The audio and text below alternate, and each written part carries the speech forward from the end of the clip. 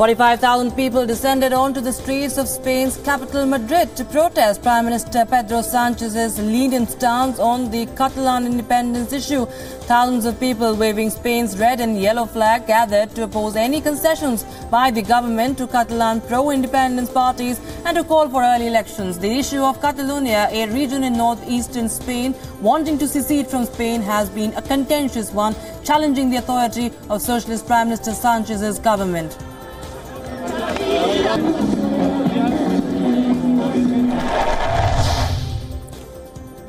In Hungary, anti-Orban protesters in Budapest gathered outside the presidential palace as the Hungarian Prime Minister gave his State of the Nation speech. Demonstrators also blocked bridges nearby the Danube River. Orban announced new tax and loan benefits for families that included expanding of a loan program for families with at least 2 children. The benefits also included subsidized loans for women below 40 who marry for the first time.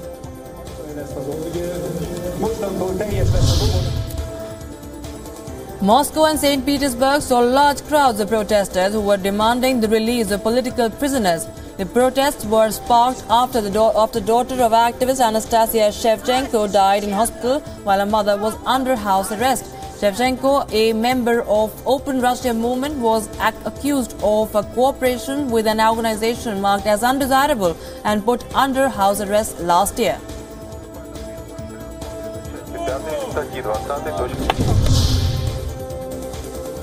Thousands of Serbians defied freezing temperatures to join a protest march against President Aleksandar Vučić in central Belgrade. These were the 10th consecutive weekend of demonstrations in Serbia. Since early December, demonstrators have rallied each weekend, accusing the president of stifling media freedoms and cracking down on the opposition.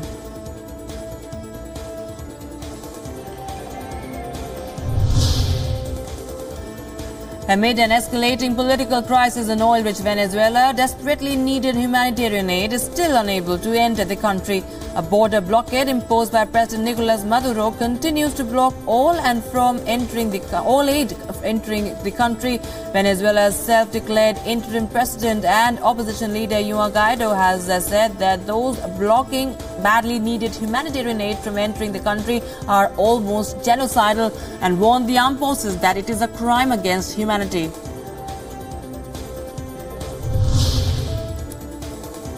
In the U.S., a group of citizens gathered on the border between El Paso and Ciudad Juarez to link arms and make a human border wall. This while thousands of Central American migrants wait to enter the United States. The demonstrators gathered at the border where an existing barrier ends and called for a wall to continue further. President Donald Trump is slated to visit El Paso on today, where he will host a rally in the night.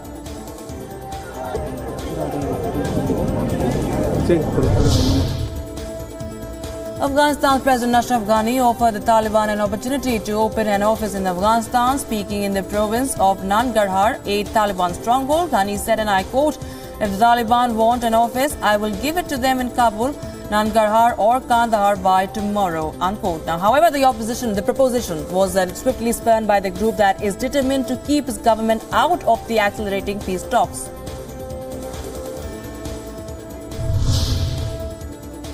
The 32nd summit of the African Union commenced in Ethiopia's capital Addis Ababa. Members elected Egypt's President Abdel Fattah Sisi as chairperson of the union, marking the end of Rwandan President Paul Kagame's one-year tenure in the bloc's agenda-setting role. The African Union dubbed 2019 the year of refugees, returnees and internally displaced persons, and the issue of forced displacement is likely to dominate the two-day summit.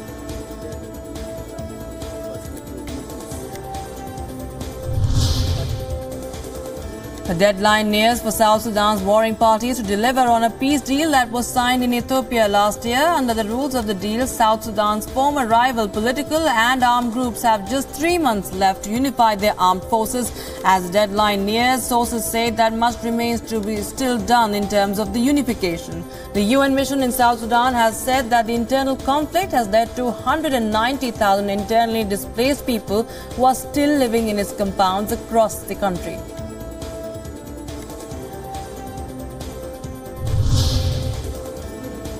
Mali's chief Muslim leaders called for the resignation of Prime Minister at a mass rally, accusing his government of failing to halt jihadist attacks and allow moral depravity. Huge crowds packed out a 60,000-seat stadium in the capital Bamako. The rally was dominated with calls to end the practice of homosexuality, which is considered a crime in the Muslim-dominated country and has been a bone of contention for long.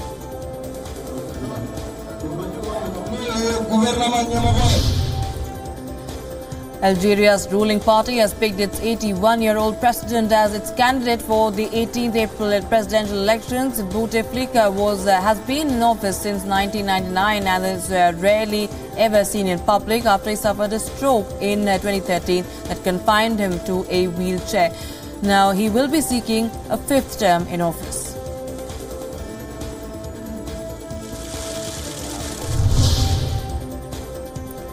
Israeli security services arrested a 29-year-old Palestinian over the killing of an Israeli woman in a forest on the outskirts of Jerusalem.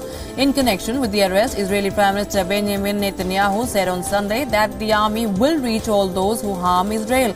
Security services added that the suspect left his home in the Palestinian city of Hebron carrying a knife, and he saw the victim in the forest and killed her. The motive for the murder is still being investigated.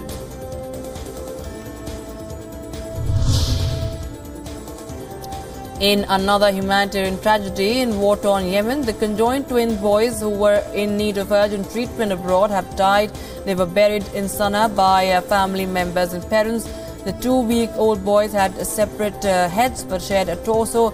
Doctors say that the boys could not survive within Yemen's war-ravaged health system and needed to be taken abroad. But the airport in Sana'a has been closed to civilian flights since 2015, and this prevented the boys from being transported for treatment.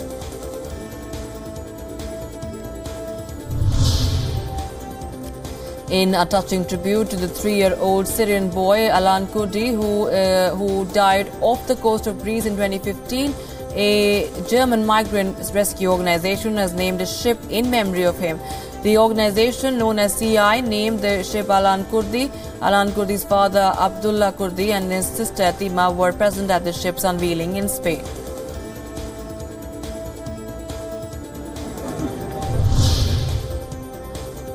Family and friends laid to rest the body of 15-year-old Flamengo goalkeeper Cristiano Esmerio. Esmerio was one of the 10 youths killed in a deadly fire that tore through the team's training center in Rio de Janeiro on Friday. Those gathered at the funeral applauded and sang the Flamengo anthem. The fire at the Flamengo football training center was parked in an air conditioning unit and later gutted the entire center that was opened just months ago. 3 others who were injured in the fire are now being treated for severe burn injuries.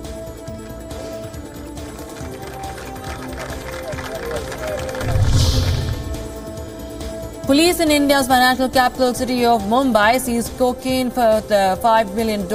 Local police arrested 3 Nigerian men and 1 Brazilian woman in connection with the case.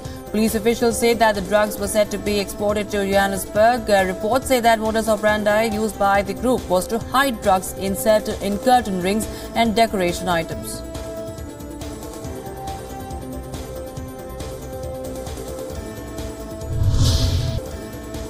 North Chile continues to be battered by heavy rainfall and floods. So far, 6 people have been killed and nearly 2,000 homes have been damaged.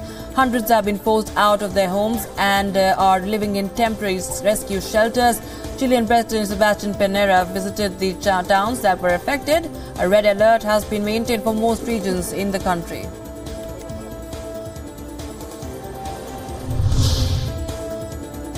Bulgarians mark the day of Saint HARALAMPI, the patron saint of beekeepers. Believers in the Church of the Blessed Virgin in a southwestern town bring jars of honey, place them on a cross-shaped platform. Candles are then lit on top of the jars and priests then bless the honey before taking the jars back home to use as medicine, with the hope that the saint will bring them health and a sweet life.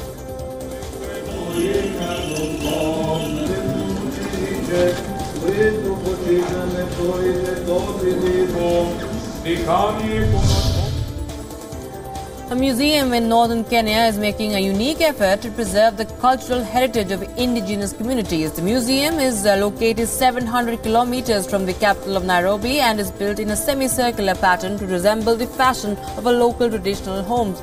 The museum was refurbished in 2007 houses the history of 6 communities.